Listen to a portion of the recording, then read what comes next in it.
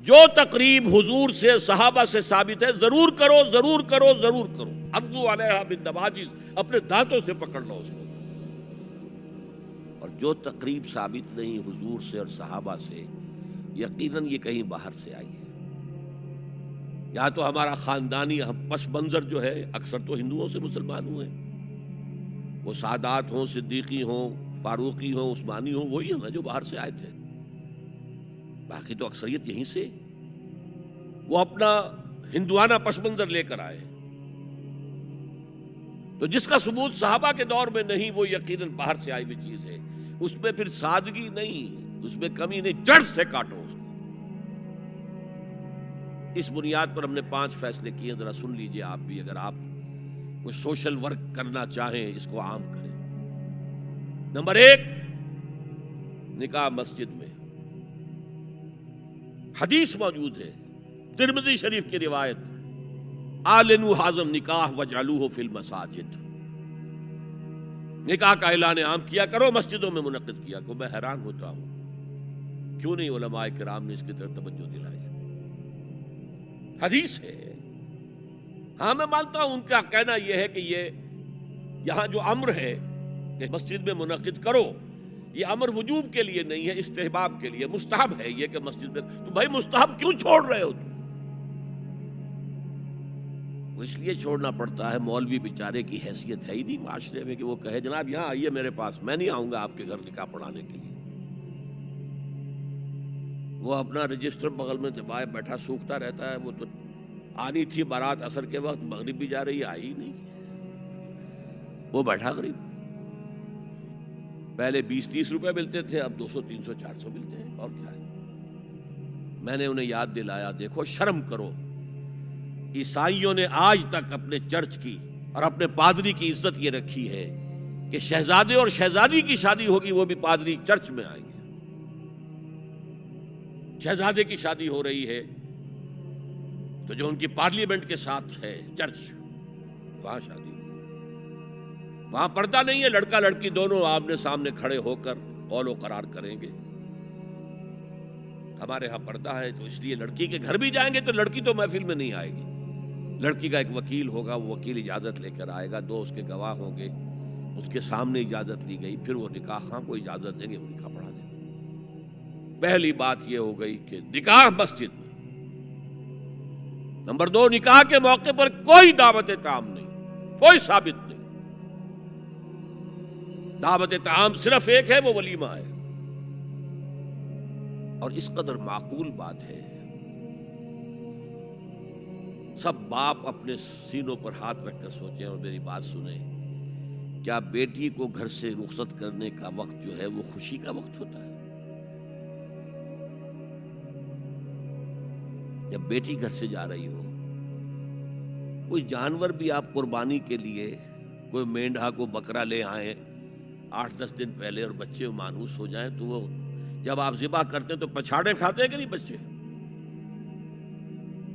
اور یہ لخت جگر ہے، نور چشم ہے، 18 20 22 برس گھر میں رہی ہے، وہ جا رہی ہے.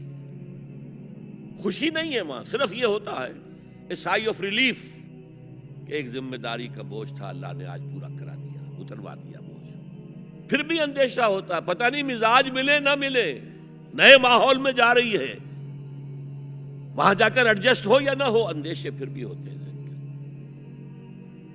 تو ان سے مرغ پلاؤ کھانا اور متنجن کھانا کوئی معقول بات نہیں. معقول بات کیا ہے؟ لڑکا، اس کا گھر آباد ہوا ہے، وہ ولیمہ کرے، اس پر باقاعدہ احادیث اولبو ولو بشاتن، ولیمہ ضرور کرو چاہے ایک ہی بکری ہو تمہارے پاس، ذبح کرو، کاٹو، کھلاؤ گوشت اپنے دوستوں کو، احباب کو. یہاں تک کہا کہ بیسا طعام الولیمہ، برا کھانا ہے ولیمے کا کہ اس میں غریبوں کو نہیں بلایا جاتا. ظاہر بات ہے مسلی کھلانے کے لیے تو ولیمہ نہیں ہوتا، اپنے احباب کو، دوستوں کو بلایا جاتا. پھر بھی میں تم سے کہتا ہوں کہ جسے ولیمے کے لیے بلایا جائے وہ اگر نہیں جائے گا تو اللہ اور اس کے رسول کے حکم کی نافرمانی کرے. تو جس رسول نے اتنی تفصیل سے حکم دیا ہو ایک دعوت کا، وہ دوسری دعوت میں بھی خیر ہوتا. میں بیان کرتا ہوں جب نکاح مسجد میں اور کوئی دعوت طعام نہیں تو بارات کا تصور خلاص. بارات کس بلا کا نام ہے؟ قرآن میں تو کوئی ذکر ہی نہیں، عربی میں یہ لفظ ہی نہیں. اجتماعی طرفین مسجد میں ہوا، نکاح ہوا. لڑکی کو، حضرت فاطمہ کو رضی اللہ تعالی عنہا، کچھ خواتین جا کر چھوڑ آئی تھی اس حجرے میں جو ایک انصاری صحابی نے حضرت علی کو دیا تھا. ان کا تو کوئی گھر بھی نہیں تھا. کوئی حضرت علی آئے ہوں اور آ کر ودا کرا کے لے کے گئے ہوں.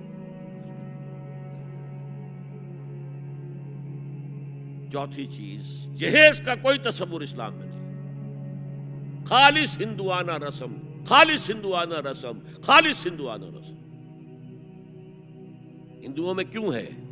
وہ اس لیے ہے، معقول بات ہے کہ لڑکی کا وراثت میں کوئی حصہ ہے ہی نہیں. وہ تو جب گھر سے نکل رہی ہے کچھ دے دلا کے رخصت کر دو. دان دہیج یہ خیرات ہے، لڑکی کا حق کوئی نہیں ہے گھر پر. اسلام میں تو لڑکی وارث ہے. والد فوت ہوں گے، وراثت تقسیم ہوگی.